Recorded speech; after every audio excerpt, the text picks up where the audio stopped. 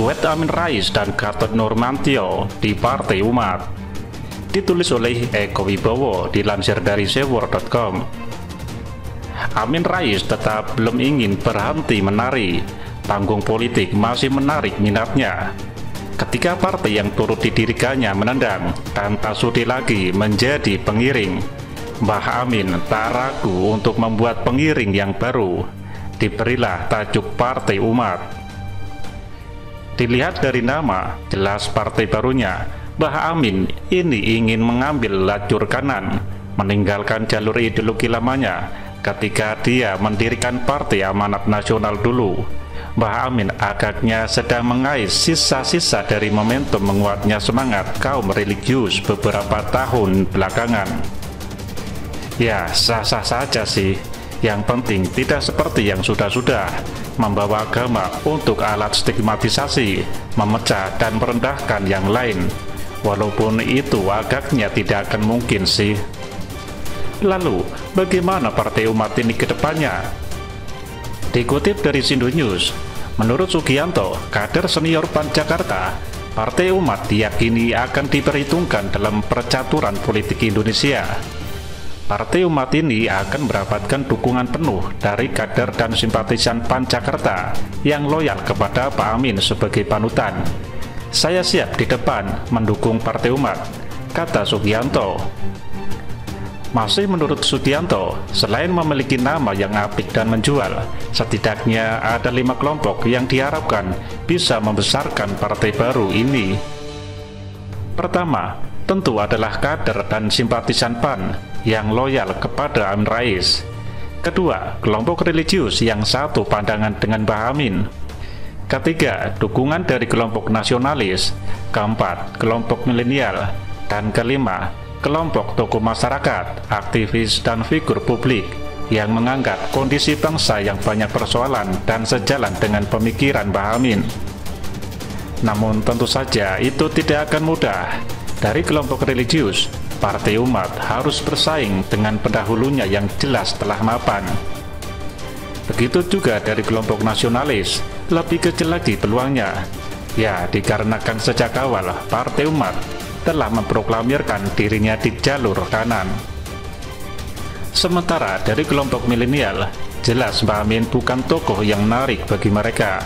Rekam jejaknya jelas sama sekali bukan kegemaran milenial. Begitu juga dengan para anaknya, penyebar hoax, sok-sokan dan tukang marah, serta tukang operal janji yang kemudian tidak ditepati, jelas juga sangat tidak milenial. Nah, disinilah Partai Umat perlu sosok baru, orang yang bisa jadi ikon partai. Kira-kira siapa dia? Gatot Nurmantio. Kenapa Pak Gatot? Menurut penilaian Direktur Eksekutif Sudut Demokrasi Research and Analysis atau Sudara, Fadli Harahap, kemungkinan bergabungnya ex-Panglima TNI Gatot Nurmantio dinilainya cukup besar. Secara emosional dan rasional, antara tokoh-tokohnya, kami dan Partai Umat sudah ketemu. Tinggal bagaimana mengingat gerakan mereka dalam satu wadah resmi atau partai, kata Fadli saat dihubungi Sindu News. Diketahui bahwa secara emosional, Gatot dekat dengan tokoh-tokoh Muhammadiyah, yakni Amin Rais dan Din Samsudin. Sementara pada kenyataannya, tokoh-tokoh Partai Umat dan Gatot sama-sama berada di posisi yang berseberangan dengan pemerintah, jadi ya klop.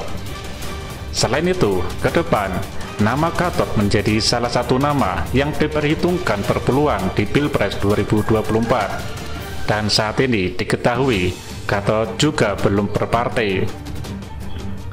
Kemudian secara dagangan, isu yang dilontarkan Mbah Amin dan Gatot setiba seirama, walaupun ya itu saja, yang akan tidak jauh-jauh dari proxy war dan narasi halusinasi bangkitnya komunisme. Yang jadi masalah, kedua tokoh ini sama-sama ambisius. Mbah Amin bisa dikatakan gagal dengan ambisinya, sementara Gatot masih malu-malu dan baru sekedar tes pasar. Perebutan pengaruh yang pada akhirnya berakibat seperti yang terjadi di PAN sangat mungkin terjadi. Namun justru ini juga bisa menarik jika keduanya jadi bersama, Kesamaan isu yang dimainkan, cara main yang juga sama, serta kesamaan ambisi bisa saja menjadi sebuah simbiosis mutualisme birahi politik di masa depan Indonesia. Dari sisi sebaliknya, kombinasi mereka jelas mendatangkan kekhawatiran. Tidak bisa dipungkiri, jalan politik Mbah Amin serta bagaimana Gatot bernarasi di bulan September dan sebelum-sebelumnya, walaupun terasa usang, namun bisa sangat berbahaya untuk keindonesiaan. Dan Indonesia harus kembali bersiap dengan manuver kedua orang tua itu, baik bila jadi bekerja sama maupun bahkan ketika tetap sendiri-sendiri.